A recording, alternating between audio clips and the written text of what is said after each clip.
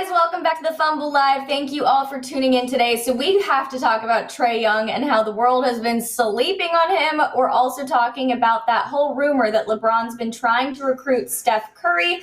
Joe Lacob has something to say about that. But before we dive in, make sure you subscribe to our channel, tap the bell for notifications, give this video a thumbs up, and leave a comment below. Here's the Fumble Squad. I'm Devin Howard. You can find me on Instagram as @DevinHoward.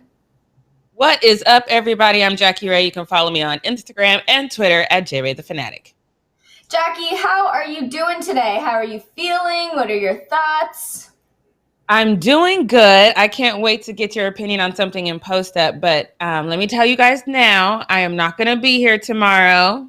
I don't want y'all to freak out. Y'all tend to freak out when we need a day off. Did y'all not see what happened to LeBron when he didn't take a day off? Sometimes we need a day off. You know what I mean? So Kevin Pryor will be filling in for me tomorrow. Thank you. He filled in for Devin last week. He's going to fill in for me this week. We appreciate y'all. So just so you know right now, I will be off tomorrow. I'll be back on Monday, though.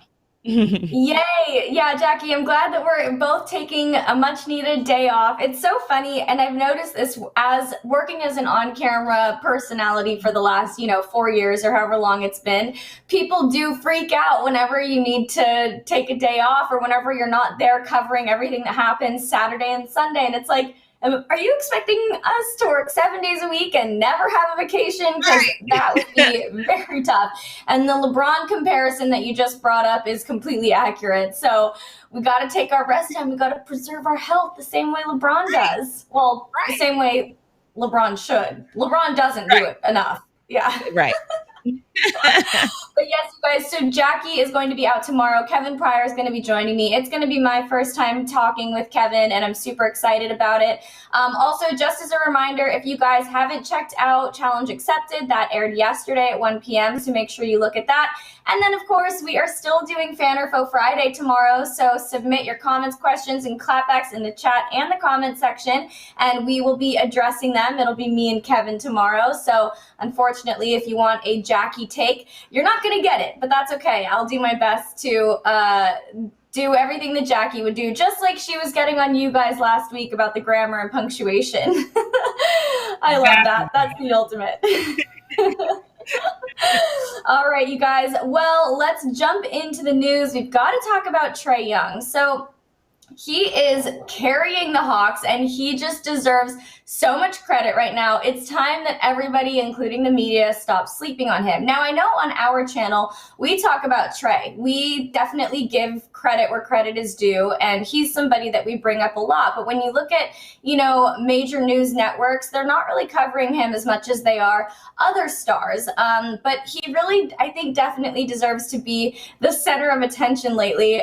So the Atlanta Hawks have won Game 1 of the Eastern Conference Finals on the back of Trae Young, and the final score was 116-113. He managed to score a playoff career-high 48 points on 17 for 34 shooting. He also had 11 assists and 7 rebounds.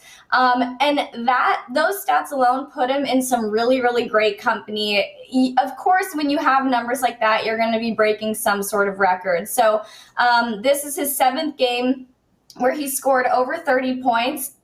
Sorry, I'm losing my voice again. And that's something that it matches a LeBron James record from over 10 years ago. The stat is players 22 years old or younger to have at least 7 30-plus point games in a single postseason. And then he also qualifies for a conference finals record shared once again with LeBron James and Kevin Durant and Kobe Bryant for 40-plus points in an Eastern Conference Finals game. So Come on, Trae. Come on, Trae. Like, it is time that we start giving this guy his flowers. He deserves it. Luckily, other athletes in the NBA are giving him credit. They're praising him. There were a bunch of tweets. Dame Lillard wrote, "Yeah, Trae." Another tweet, Jaw says, "Wake them MFs up, Trae." Mother effers up, Trae. Jeremy Lin said, "Atlanta Hawks has to be one of the best NBA stories in recent years, especially after what the city went through earlier this year." And then Paul Pierce said, "Oh my gosh, is he the best point guard in the league? Talking pure point guard, not two guards posing as point guards." And then LeBron, of course, the highest praise you could get, chill the hell out, man. So I love that they're giving him a lot of attention and a lot of praise for his work on the court. He is doing such a good job. And what he did last night against Giannis was just absolutely insane. So it's confusing to think about how he doesn't really get enough media attention, even though he's the only person to be able to get the Hawks this far and win. You know, he's breaking records, he's carrying the team. What do you think it will take for people and the media to give Trae the credit he deserves? I mean, that's a good question because I'm looking in the chat right now and I'm seeing people say, he's overrated and, no one cares about Trae. I think this is the first of all, it's the haterade. These are people are just hating for hate's sake, and it's not it's not actually warranted. It doesn't make stat sense. The man is out here doing it. I always have to, everything goes around LeBron for me. But I remember it was in 2018. LeBron was still with the Cavs, and they were asking him. They were like, "Hey, there's this young man named Trae Young. Have you heard of him? He's debating on if he should go pro or not." And LeBron was like, "What's the debate? What's the debate? The kid's dope. He should go pro." And like LeBron was like, they were like, "Well, yeah, well, what do you think is going to be different for him?" And LeBron was like, "His bank account. The kid's dope. He already has what it takes to make it in the league. He needs to go pro." And of course, we know how that ended. He went pro. Everything's great. I think this is the battle of the small market. Not that Atlanta is a small market, but it's a market that we've overlooked for years. It's not been this market that we've talked about. It's not been this market that has ever, I don't want to say ever, because yes, way back in the day it was in contention, but as of late, it's just not been that organization that you really talk about. You don't expect them to go far. So this isn't I don't believe it's Trae shade as much as it is Hawks shade. And it's unintentional. I said that last week. For one, I've been on several platforms and we talk about the Nets all the time. We talk about the Lakers more on other platforms that I'm on, even though the Lakers aren't even in the playoffs right now. We still talk about the Lakers more than we talk about the Hawks. It's not intentional. It's just when you're in a big market, when you're in LA, when you're in New York, when you have superstars like the Nets, you get more attention off top. So I don't believe some of it is, because I'm looking at the chat and clearly some of it is intentional shade. I think some of it is just, we haven't traditionally talked about the Hawks. We haven't traditionally had anything to say about the Hawks because they traditionally haven't been worth talking about. So now that they are, I think all of us are kind of like, oh, damn, we didn't talk about Trae. We should have talked about Trae. Trae did this, but it's an afterthought. It sucks. I think that is obviously changing because Trae is definitely doing, like you said, he's carrying the team single-handedly. There are role players for him, which is great, but that organization as a whole has stepped up in a big way, and it's a beautiful thing. And I think that will change, especially when they go up 2-0. I just said it. You bring up a good point about the small market, and normally I do think that plays a role in how much coverage we're giving a person or a team as a whole. But I think one thing that I want to draw attention to is that Trae's in his third year of his career. He was drafted in 2018 right alongside Luka Doncic. We talk about Luka nonstop. And I think that with Trae, what we do get out of him, which we may not see in other small market teams, is the narrative. And I have talked about this so many times on the show. We don't talk about the Spurs because there's not a person on there that's really kind of drawing a narrative. But Trae has this narrative, especially we've seen it really come to life in the playoffs. And I think that now hopefully is the time that we're going to be able to kind of see him get the attention that he deserves. But it is pretty remarkable to consider how he was drafted in 2018. This is his third year, and he's taken the team. I want to say something that I know is going to piss Stay Mad off. The Atlanta Hawks are the new Warriors. They're the new Warriors. Oh, I'm just waiting to see what's happening. Wait, let's just wait. Let's give it a minute. I know. I'm like, okay, let's look what's happening here. That's okay. Can you dive into that a little bit more? Like, what makes you say that specifically? Because I think they're a complete squad, and I think that while we give Steph a lot of credit for the Warriors and their heyday, the truth of the matter is what made the Warriors so dangerous is they were a complete squad. Everybody played their role. Everybody did their thing. Obviously, Trae is the star on that team for sure, but I think that they are a very complete squad. It's hard to beat a complete squad because when you have a complete squad, and we saw that with the Warriors, that means if Steph has a bad night, you still have to worry is who's going to step up next. Most of the times it was Clay, but other times it wasn't. Is he pissed yet? Hey, there he is. There he is. I got F off Jackie. There we go. There it is. Oh, it's not even. It's Jeremiah. You got a co-signer on your hate. I love it. I had y'all send y'all off since I'm not going to be here tomorrow. I had to send y'all off with a little bit of Jackie hate. You're welcome. I love that. Yeah, you've made Warriors fan mad. You've made Stay mad. We're not surprised at all by this. What do you think about Trae accomplishing things that only stars like LeBron and Kobe have been able to accomplish? Is this kind of the sign of his future trajectory in the NBA? Do you think he's going to be continuing to solidify his status and legacy kind of like LeBron and Kobe's? Yeah, I don't think he's Ben Simmons. I don't think he's going to regress. I think he's going to continue to get better. I think they're going to continue to have that squad around him. And again, it's one of those things.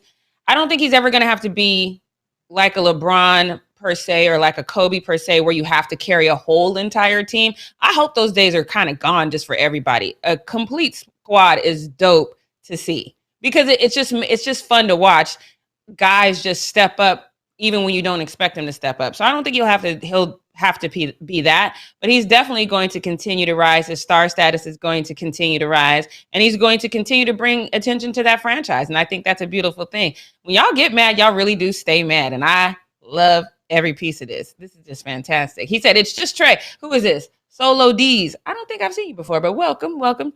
He said, it's just Trae with the Warriors. It was the backcourt in history with the Splash Squad brothers. Okay, I said what I said. They are a complete squad, sir. And I get that you mad, but understand that was intentional. My Glock is like anger management, Jeremiah Smith. It's not working, obviously.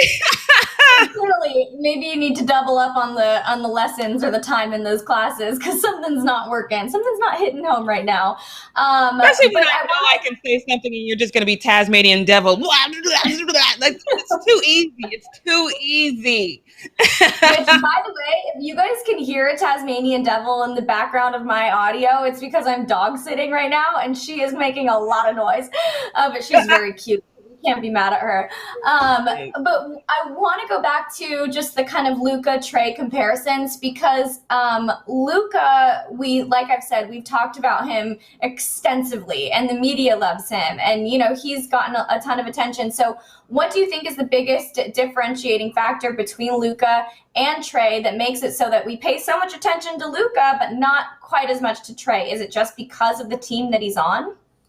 I think it's the team that he's on. I think it's his stature because it's just he's bigger. You know what I mean? And the comparisons he's got almost out the gate. He got comparisons to LeBron James. Those went away quickly because he doesn't have the athleticism. But once you put that out there and you compare somebody to LeBron, same thing with Zion. They compared him to like a Shaq or something like that. Once you get those comparisons to a star, then that narrative either becomes A, proving that wrong and saying, oh, he's nothing like so-and-so, or B, saying, oh, yeah, he's a lot like so-and-so. So when that narrative started with Luka right away, it was one of those things that just kind of stuck with him. Same with Zion.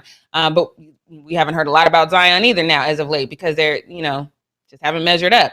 But I think it was just because of that instant comparison. And on top of that, his friendship with Bobby. And it's just, he's kind of a geek and he's funny and he's a little bit more animated on the court. Trae, we got one moment in time that we're going to show you later in the show. And we're going to have to talk about that. But he's just kind of going out there doing his thing. He's not this, over the top player. I think the most attention that he gets is because of his hair, which I need y'all to stop doing that. But, he doesn't do anything that's super over the top to warrant a lot of this attention. So I think it's just one of those things, but I think that's about to change. I think people are going to pay attention to him a lot more now. So I think it's fine. He said, bro, he's still injured. I get that. But even when Zion wasn't injured, he wasn't getting a lot of the attention that he was when he first came into the league. He just wasn't. And I think that also has to do with where he is as well. So it's just one of those small market things.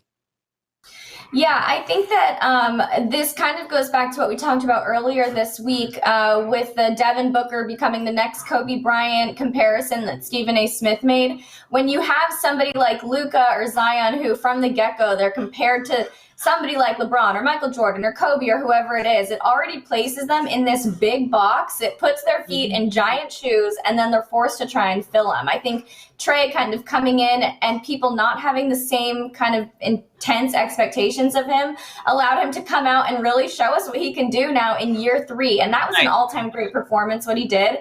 Super fun to watch. He has this kind of, and I saw JD say this in the chat, he has this kind of swagger about him when he plays, which is really entertaining, and I'm actually loving it. I really enjoy watching him so far. But speaking, let me get to what Donnie said. Donnie has a great point too, and thank you for the $5, sir. Really appreciate you.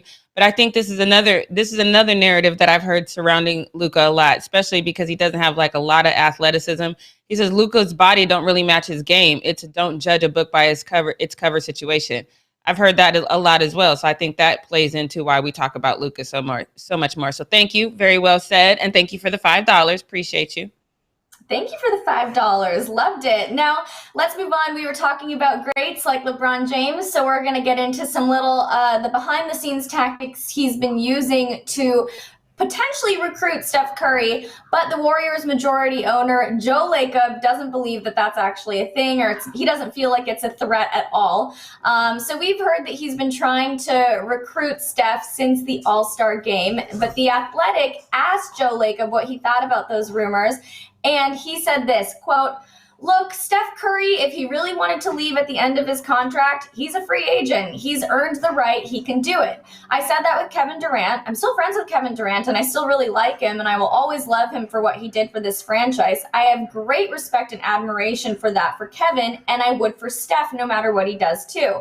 He's done a lot for us. We've done a lot for him. I hope that we provide the environment for him that he wants to be at for the rest of his career.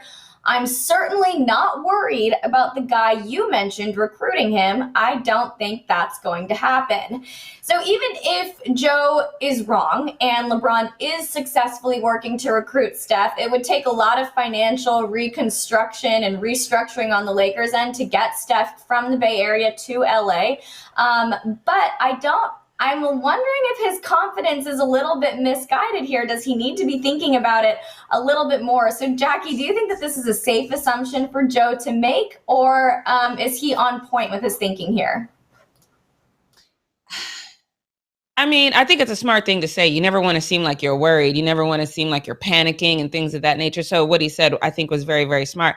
Personally, if I had to pick between the two, I would much rather Dame than Steph Curry, because I just think Dame fits into the Lakers squad better. He's more aggressive. We've seen a little bit more aggression out of Steph, last season, but it was more, I don't know if I want to call it aggression, as more as I say it's desperation. That's the first time he's actually had to be in that position.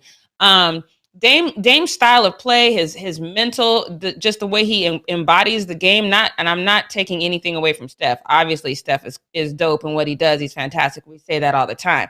I'm talking about the squad that we build, the type of personalities that are on the Lakers, the type of personalities that I think work well for LeBron. I think Dame is better. I would take Dame all day, every day, and twice on Sunday over Steph Curry. That being said, though, I've said it before, I said it again. The All-Star game is a tampering. They needed to call it All-Star tampering, because that's when guys build their relationships. That's when people have this camaraderie, and then those light bulbs go off in their head, like, oh, we really played well together. I'm wondering how we would play, like, for real, So I think that he probably should be a little bit more worried, because the friendship that we saw forming right before our eyes between these two. Now, we know they had mutual respect for each other long before this beef that people think they have. We know that never really existed, because they've always hugged before and after a game, even before this All-Star game. But they literally were laughing and talking and chilling and just building this friendship. And we know how LeBron is about his friends. So I just don't know if it's safe to assume that, oh, I'm not worried about it. I don't know if it was me. Now, I'd probably say that in public, but behind closed doors, I'd probably be sending Steph flowers. I'd probably find out, what what Aisha needs for her cooking thing, and I would send her some like ingredients. Here's some seasonings from this far off land so you can make, I would probably be going all out to make sure I could keep Steph if he was on my squad. I would not be assuming that LeBron does not have enough pull to keep him. I would be doing everything that I could to make sure he stayed with me, just in case. Yeah, see, and that's one thing that I think we need to really acknowledge is the fact that if anybody has recruiting power, it's LeBron James. And I think it would be hard for anybody in the league. Oh, little cute little puppy. Dog is Hey, Lima, stop. I'm really sorry, you guys. I'm new to this, but I think LeBron does have recruiting power. So I think that it's not. I wouldn't say it's a surefire thing that Steph is going to be going to. He's going to be staying with the Warriors. It is most likely to happen. I do think that, but I wouldn't say it's like set in stone and concrete right now.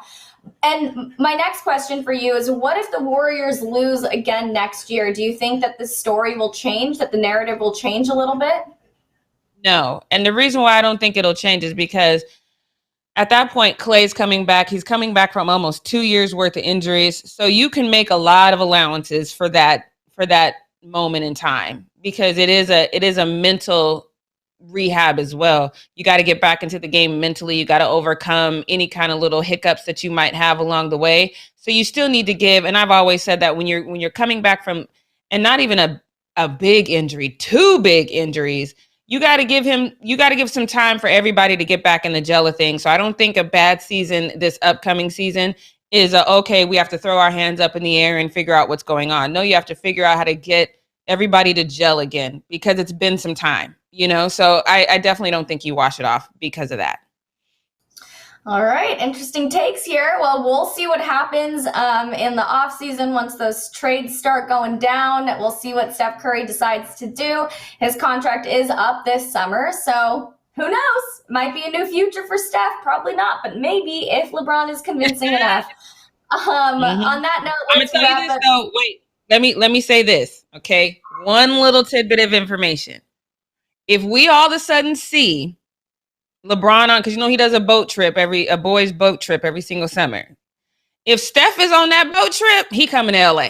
I'm just telling you that right now. If Steph is on that boat trip, he's coming to LA. So y'all need to keep an eye on the social media, see who's on that boat. If Steph is on the boat, it's a wrap. Honestly, I cannot argue with that. I feel like that's very accurate, Jackie. But now let's get into the post-up. I know we have a lot to talk about. Yes. Okay. Let's get into this one, because like I said, this is something that I want to talk about. I want to see what you guys think, because I did not immediately think this was what people are saying it was. We need to decide what a shimmy is, because this doesn't look like a shimmy to me. Bleacher Report posted this to their Twitter. Let me just show you what they said first, because it says, Trae Young is so disrespectful. He hits the shimmy before taking a 3. This does not look like a shimmy to me, but you guys take a look and let me know what you think. So how are they going to find an answer for this man right here? Oh, my goodness. All right. Oh, no, he didn't. With a little shake No, of his he didn't. shoulder. No, he hits didn't. the 3. No, he didn't. He just shook his shoulder. In this game, it's been free-flowing. Look at this move. Take your time. Now a little shuffle. And then let's see. Okay, I'll shoot the 3. Okay, so to me, that was not a shimmy. That was okay, y'all just going to leave me out here by myself. I'm going to take a moment and get set, and then I'm going to shoot. Devin, can you please show me your best shimmy? It's a shimmy. It's like, if you had them, you would have to shake them. That's what a shimmy is. That was not a shimmy. That was I'm by myself. I get to take my time and get set. Wow, let me get set. That's what that was to me. It was not a shimmy, but everybody said it was a shimmy. Now, that tweet that you posted from LeBron earlier, I thought came right after this. I could be wrong, but I'm just going to show you this. Okay, so we got these users that says the overly cockiness isn't cute though. I thought it was a get set. I didn't think it was cocky, but okay, this is what I thought LeBron was talking about. He's a chill the hell out, man. I thought it was because he too thought it was a shimmy. I did not think it was a shimmy. I thought it was a let me get set. But look, Giannis clearly, and I have to say, because you guys know I've been giving a lot of flack to Giannis about him just being too nonchalant, not really getting worked up about anything. I just don't really like that. I like that intensity, and especially in your mindset. He was not feeling this at all, and he was trying to use that shimmy to rally the troops. Take a look. Young has the two-time MVP's attention. Look as he's trying to implore his teammates, saying this young fella is showing us up. He's out here doing the shimmy. Trae Young all day long knocking down. Yeah. Okay, so what Giannis was doing was kind of a mini shimmy. It was like, ooh, that's like I'm a shoulder shake, do your shoulder shake. That was a shoulder shake. That was Giannis was doing. Trae just did one kabow. You could barely even see it. Because when I saw this clip, I had to watch it several times to even notice it. I was like, shimmy? What shimmy? I really didn't see it because, it just kind of looked like, it didn't look like anything to me. And I see William Johnson in the chat says, women of the Fumble making up things again. I'm going to assume that you just got here because we have been disproving this shimmy the whole time. We're not making things up. And fun fact, Bleacher Report and Reggie said it was a shimmy. You little haterade. So we did not make this up. I don't think it was a shimmy. Let me know what you think. Giannis clearly thought it was a shimmy. How did Giannis even see it? It was just a brand. I don't even know. Anyway, I'm glad that he got intense about that. I'm glad he was trying to use something to rally the troops. But let's move on to this next one because I absolutely, positively love this. Because I say it all the time, basketball isn't just physical, it's mental. And I think sometimes we heard Reggie in that first clip right before Trae did the little shoulder bob. He says, what are they going to do to beat this guy? And Brook Lopez is like, hey, if we can't stop him, we got to get into his head somehow. We got to annoy the hell out of him and see if that'll work. It didn't, but I appreciate the effort. Take a look. Marv, back-to-back threes here by Trae. He has 20 points. Middleton is fouled. As the youngest of 6 siblings, this is something that I used to do all the time. This is the stop touching me. I'm touching you. I'm touching you. I can't be the only one who did that. I still do that. Probably annoying, but I love Brook Lopez for this. This is just because Trae is definitely annoyed. Not annoyed enough to not get them 48 points, but he was definitely annoyed. And I thought it was great. Some people just can't take a joke about the whole situation, though. These Twitter users were clearly a little bit too up in arms about it. This guy said Brook Lopez owns him, which clearly was supposed to be funny. But this guy says, so I just looked at the score. Trae Young has 44 points and Brooks has 7 points so far. So who's owning who? It was a joke, sir. Haha. Okay, anyway, so let's move on to this next one. It says, take Brook out the game. They're eating off the pick and roll against him. Small ball is better now. This guy says, big men can't even do much about it, especially when the small ball is with 2 dudes who actually kind of big, just fast and versatile. And that's the key right there. When you have the bigs, they got to be versatile nowadays. Otherwise, you're going to get smoked by the little guys. I still love that he's trying to get in his head like this. And I just wish that everybody on the Bucks should have stepped up a little bit more, I thought, but that's a story for another day. But let's get on to this next one because Dwight Howard is out here and he still has time for y'all and the Ben Simmons narrative. He's not with it. He does not like y'all throwing shade about Ben Simmons at all. And so let me show you this post. So the score said, Dwight says, take it easy on Ben. And then this guy, Ronald, said, sounds like Dwight Howard wants to join Ben Simmons in Europe, maybe even China. No one listens to you, man. You've been a joke your whole career. You haven't been watching Dwight's whole career, if you actually think that. And I love this clap back. He says, my brother, this is Instagram. You could be 7'2" and you would never be in the NBA for 17 years, win a chip, and have 3 Defensive Player of the Year's trophies, been an all-star multiple times, have fans from all walks of life. I came from the smallest school in Georgia and was first pick in 2004, and I'm still playing. Joke's on you. I'm doing exactly what I dreamed of, and I'm damn sure not gonna let you talk about my mama's son like that. I'm a champ. I beat all the odds and I won. You still searching. Drop the mic, Dwight. That's what I'm talking about. Because that's a fact. You know that's a fact. These guys are beyond all of y'all. Some of y'all are in the chat. Whatever.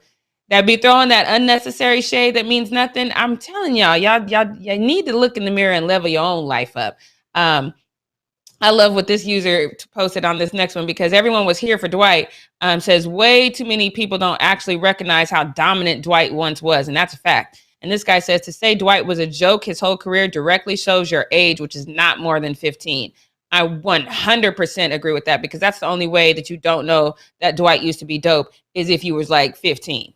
That's the only way. So, you know, I love this one because this guy just basically said, "Ooh, what you gonna say back? I beat all the odds and won. You still searching diamonds." What you gonna say now? You better ask your mom to start clapping back for you because your clapbacks is lame. But I love that. I love Dwight standing up for his teammate, whether or not I think Ben does. I don't want to say he doesn't deserve it. I'm just saying Ben needs to do some of the work to earn that defense. That's all I'm going to say. But let's move on to this next one because I believe that there is some magic happening in this next one because this was just too quick. It was just too smooth. I went black for a second. Did y'all see that? All right. So I've been talking about this. I was like, "Ooh, where to go? Where did it go?" I didn't know if it was my computer or not. It's this time of year.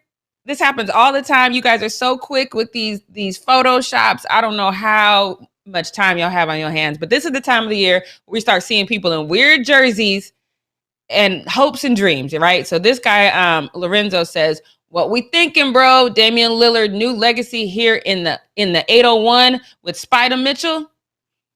Okay, Dame. This was posted like at 5:06. Dame responded at like 5:07, and he goes, "This is a horrible Photoshop." I think he let y'all know that is the last place on earth he would want to play. And from what we know of Utah, I totally understand that. Like I said, he immediately responded. But this user said this. What I said at the top of the show, this one's way better.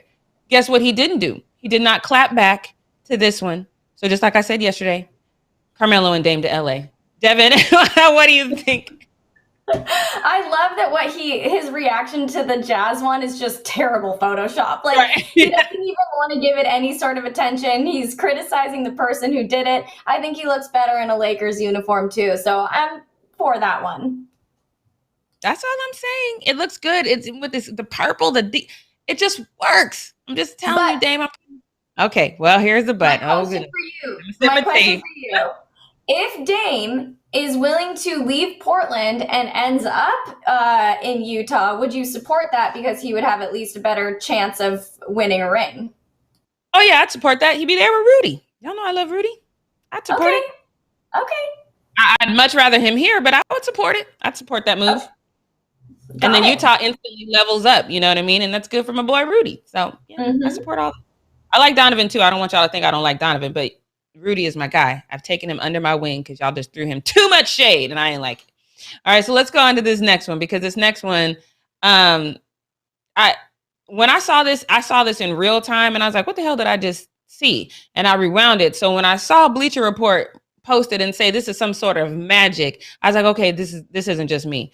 So Rondo's out here. He got his mouthpiece in his mouth. He does the whole nose wipe, and then the mouthpiece is gone. Now, in my head, when I saw this, the mouthpiece dropped, and I thought he was going to have to take it out from the bottom of his shirt. But he does some sort of basketball magic and pops it back in his mouth with one little swipe.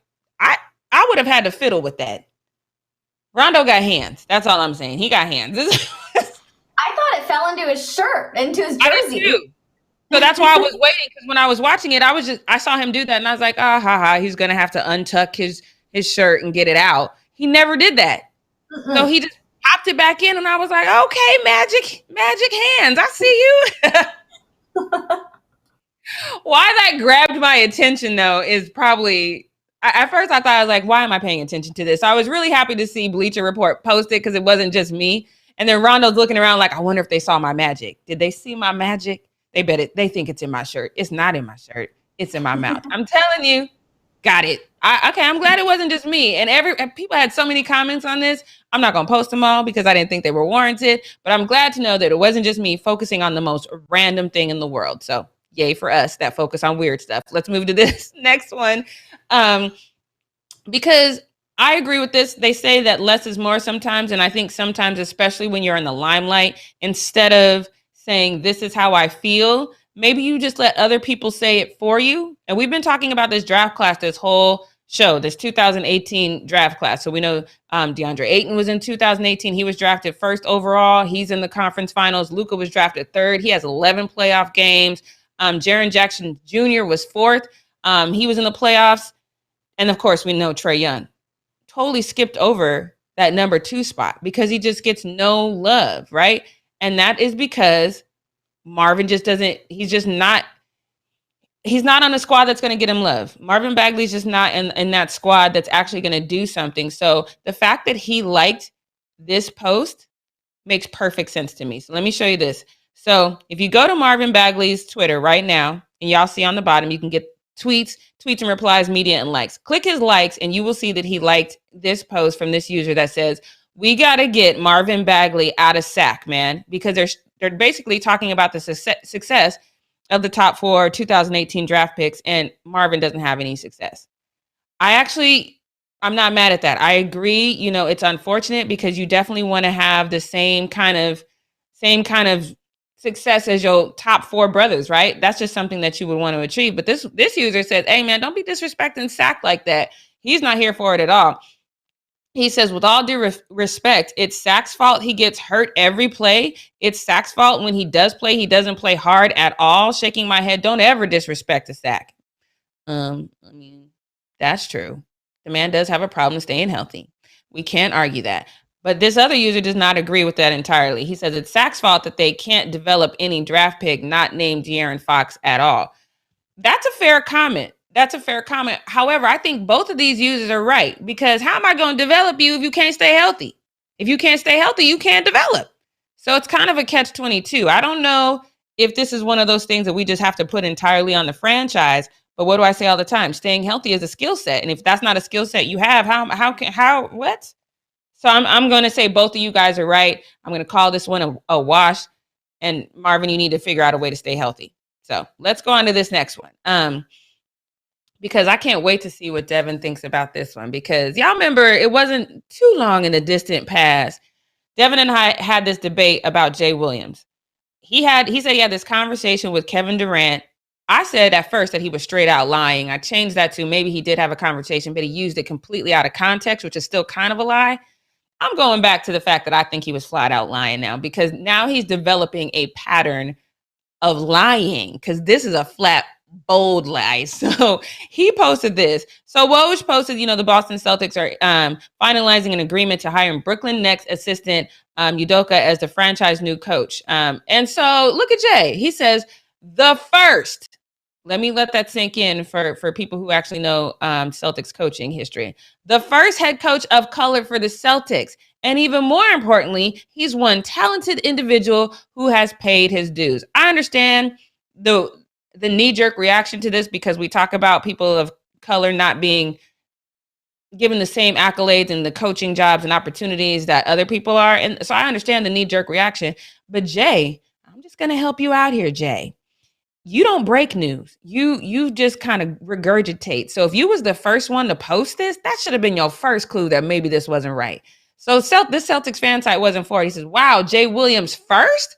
Did you forget about the 5 NBA championship teams coached by Bill Russell, Casey Jones, and Doc Rivers? Tom Scratch Sanders also has coached the Celtics, and Carr has both coached and GM. No wonder why non-Celtics fans are so clueless about the Boston history. Okay, even if you didn't know those other ones, you had to know Doc Rivers. There's no way. Maybe you didn't know Bill Russell. I might give you that one, but there's no way you didn't know Doc Rivers. It's impossible for Jay Williams to have the job that he had and not know Doc Rivers coached the Celtics. It's not possible. It's just not possible. So here we go. All of Twitter reacted to this, and this guy says Jay Williams didn't use Udoka as the first Black Boston Celtics coach. Nope. That's got to be Photoshop. And LeBron said, yeah, it has to be, right? It better be, because there's no way you didn't know that. There's no way. And here comes Jay Williams with a bona fide, I'm going to lie. He says, as it relates to the Boston Celtics tweet that came from my account a couple of hours ago, I did not post that. And my passcode has now been changed. Boy, if you don't stop with the lie. I love this next user who points out the obvious. He says the hacker made sure to type exactly like you too. They even used the and just like you do. They did. They did. That's not what a hacker does. And so this other person says, well, hey, wait a minute now. Isn't that what a hacker would do? No, hackers would just troll. They would type willy-nilly. That if somebody hacks Cam Newton's Twitter account and then does that funky writing exactly the way that he does, and then Cam comes out and says, oh, that wasn't me, you're lying. Just like right now, Jay Williams, you're lying. You're lying. You've been lying this whole time. Why are you out here telling these lies, sir? Do better, Jay. Do better, Jay. And that it would have been better if he came out and just said, like, whoa, I don't know what I was thinking. I just had a major slip up in my mind, but of course he's not the first black coach or whatever. But don't come out and be like, oh, it wasn't me. Like, that's just so stupid. Obviously, I would have played it off. What? I would have played it off. I would have said, yo, man, my fault. I just got off the plane with Alex Caruso.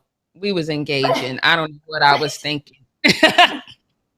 Exactly. Like he could have handled this in such a better way, but to act like he didn't send the tweet is so embarrassing because nobody is going to be hacking into Jay Williams' Twitter account and then writing something like that. They're going to write something much more like offensive or embarrassing or whatever, but not like making just a historical mistake. I don't know, just stupid. And the way he handled it was even more dumb.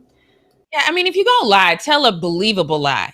And don't write it the same. That user who said it was the exact same writing, he wrote it exactly like Jay Williams. Like you could go back 20 tweets and he writes it in the same manner that Jay Williams writes. I would have played this off and been like, y'all, I just woke up from a nap. My bad. Like I would have just, you have to own it, because now not only do we think you're an idiot for posting this, now we'd have no respect for you because you're straight up lying. Straight up lying. Anything he says from this point on, I believe this is two. Are we going to give him a third time to lie before I don't want to cancel him, but I'm saying maybe he needs to look into owning a like In-N-Out franchise or something. He needs to do something else with his life now. You out here just lying. Just lying. All right, let's go on to this next one. Because it's about that time. This one has got to be one of my favorite fans in the world, because we have been seeing fans act a complete fool. They've not been able to take, the shade talk. They've not been able to take losing well. So this exchange between this Padres fan and this Dodgers fan, and how the Dodgers fan just kind of smiled and laughed it off. This is how you are supposed to act when receiving trash talk. Take a look. Even though they were playing deep, apparently not deep enough. All in his face. It was a little aggressive. You didn't have to put it, but he just kind of laughs, shakes his head, and turns around. Do you see? You don't have to be out here fighting in the stands. This should be like played in high school. Like when you're in the stands and somebody does something disrespectful, you just shake your head and look the other way. Well done. San well done. Diego, represent. Right?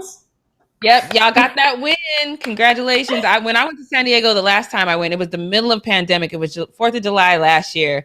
And I did develop a slight fandom for the Padres just because that area down there where they play, it's so dope. There's Padres stuff everywhere. It's color coordinated. There was so many. It's the middle of the pandemic when I went. There were so many people sitting on the hill watching them practice, and they were doing like a full-on practice, waving to fans. The way they handle themselves is pretty dope. I don't, like I said, I don't follow a lot of best. Let me just say this right now. I got a threat. So we going to move on because our producer is a diehard Dodgers fan. And so I won't keep my job. So we going to move on. I'll be the Padres fan for us. Let's go Padres. Clap, clap, clap, clap. There's going to be 2 new people on this show tomorrow. I'm just telling you right now, Kevin and somebody else. All right, let's get into this. What we not going to do, y'all, because we have some time, and I'm so glad we have some time, because it's not just the rules of this situation that bothers me. It's this one thing that I was today years old when I found this out. So I'm going to have to, oh my God, because all of us are going to have to just watch the Olympics from home. First of all, if I was an athlete, I would be looking at these rules like, do I really want to go? Obviously they're going to go because they don't happen every year. But this says athletes competing in the Tokyo Olympics told to not have sex in the Olympic Village. What? Like, what you mean? because obviously they're not going to allow fans in there. I do know, maybe not so much in the Summer Olympics, but in the Winter Olympics, especially when you're talking about the couples figure skating, which is one of my favorite Winter Olympic sports aside from gymnastics, which is summer, I think. But I don't know. Anyway, a lot of those guys are men and women in those couple situations are actually couples. So is this going to apply to them too? I'm not entirely sure. But let me just read this to you word for word, because I'm troubled by this. It says, and I love how it says forbidden. Like you can't forbid me. Anyway, it says it will be forbidden for athletes competing in the 2020 Olympic Games in Tokyo to have sex or engage in any intimate activities. In order to avoid the spread of COVID-19, athletes are being warned against close contacts with others, and they have been told that none of, brace yourself, y'all, none of the 160,000 free condoms, which are given out as an Olympic tradition, should be used during these games. 160,000 free condoms? The hell? I did not know this was a Olympic tradition. I have been watching the Olympics my whole entire life. Had no idea this was an Olympic tradition. So let me break this down for you guys right now. There are 11,091 athletes competing in the 2020 Olympics. That means that each athlete is going to get about 16 condoms. 16 condoms.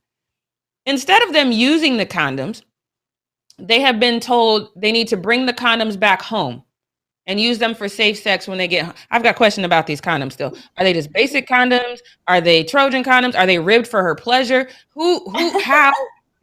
Like, I got questions about these condoms. How did this become a thing? I understand that these are rules, but when I read that, I had to investigate deeper. Guys, they have been giving out free condoms since 1988. I don't want to process this information. I digress. Clearly, I'm too caught up on the condoms. I had no idea this was a thing. I get it. I guess in 1988, that was like the height of the HIV/AIDS epidemic, and they were trying to keep people safe. So they were like, we're going to give out condoms. And they've just continued that tradition. Fine. Let me move on. In addition to the no condoms and no sex, this one's going to be fun. They can have no alcohol, which is okay. What if I want to celebrate? This one's good though. No hugs, no cheers, and no autographs. Fans in the stands, if you bring towels, you know how they bring the towels to rip them around to cheer. Y'all can't do that because they feel like if you're rolling around the towel, maybe you wiped it on your brow first, it got sweat on it, and you just spreading around sweat. So you cannot swing the towel. They cannot give autographs. They cannot make direct contact with spectators in any way. They have to go play their game and go straight home after the event. No autographs, nothing, no interactions at all. And here's the thing, no form of cheering that would create a crowd. What the hell is going on in these Olympics? I have so many questions. Who sat down and said, hey, you know what we can't allow? We can't allow them to cheer loud enough where people will hear them and perhaps draw a crowd. Oh, also, no rolling around the towels, because we know the fans are here to support these athletes who've worked their butts off to get here, and them feeding off the support of the crowd is really good. I know these athletes feed off the energy, but no loud cheering. No cheering. And hey, for all of you guys who spent a ton of money to get to Tokyo to watch your favorite athlete play and maybe even have the potential of getting an Olympic autograph, which is going to be not only a keepsake, but maybe worth a ton of money later, no autographs. Oh, and for you athletes who might have worked really hard together, formed some sort of relationship, no sex, but here are the condoms just in case you want to have sex when you get home. I need somebody to make this make sense, because what I'm not going to do is pretend that any of these rules make a lick of sense to me. We've got time. Devin, where should we start with this conversation? I don't know. Well, okay, so I remember, I don't know which Olympics this was, but I remember one of the athletes coming out and saying that it was like always very wild, like lots of sex, lots of drinking, lots of drugs. And I think I heard about the condom situation, like the Olympics committee or whatever they're called. They want to protect themselves so they don't have a bunch of pregnant athletes, so they do give out all these condoms. 160,000 seems excessive, right? That's the number you said, right? 160,000 condoms.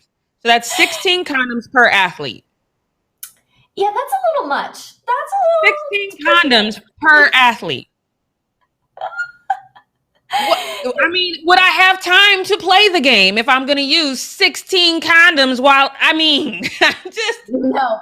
I mean, I will say Olympians likely have very good stamina. So, maybe compared to the average person, 16 so wouldn't feel like, and maybe they use more than one per session, maybe.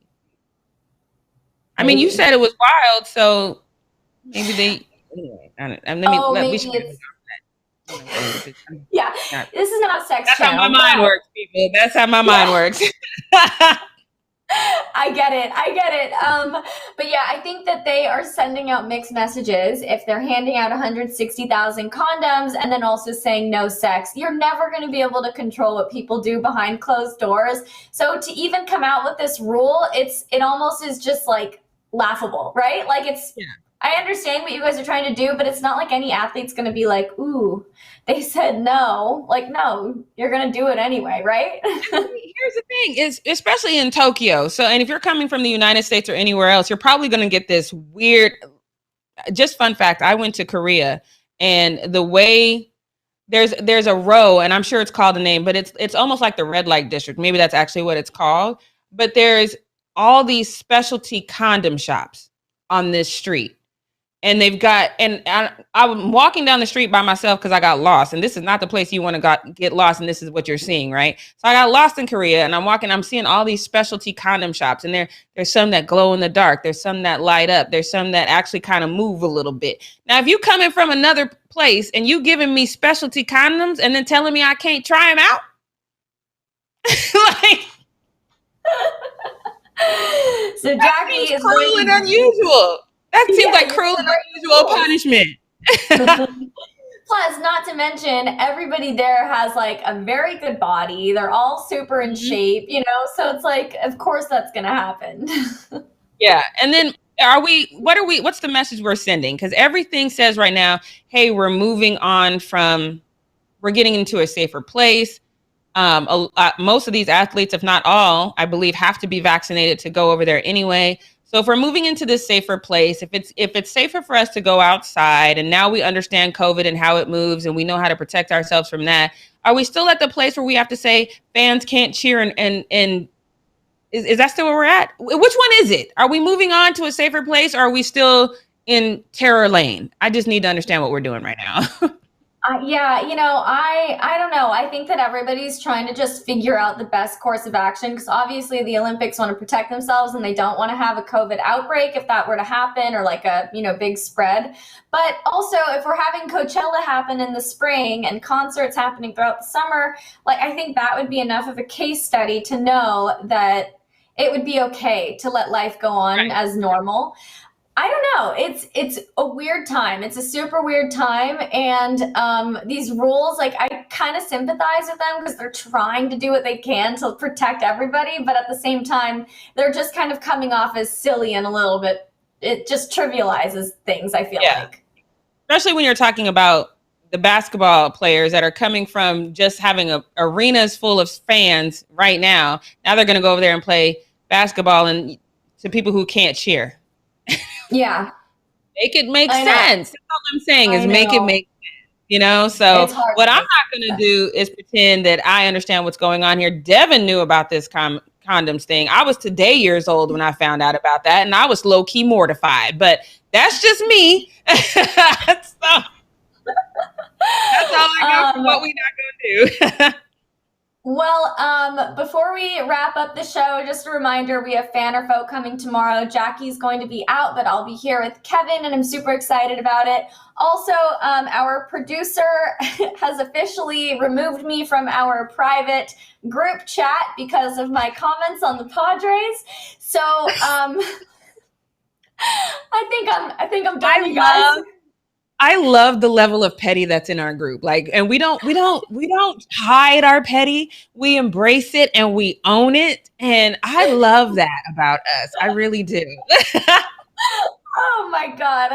I'll let you guys know what happens with that tomorrow. Hopefully I get my invite back into the private group chat soon. And on that note, let's just wrap up the show for the day. Don't forget to subscribe to our channel, tap the bell for notifications, give this video a thumbs up, leave a comment below. We'll see you guys tomorrow, 9 a.m. Pacific Standard Time. Say bye to Jackie, you guys. She'll be back on Monday, and we'll see you guys later. Bye.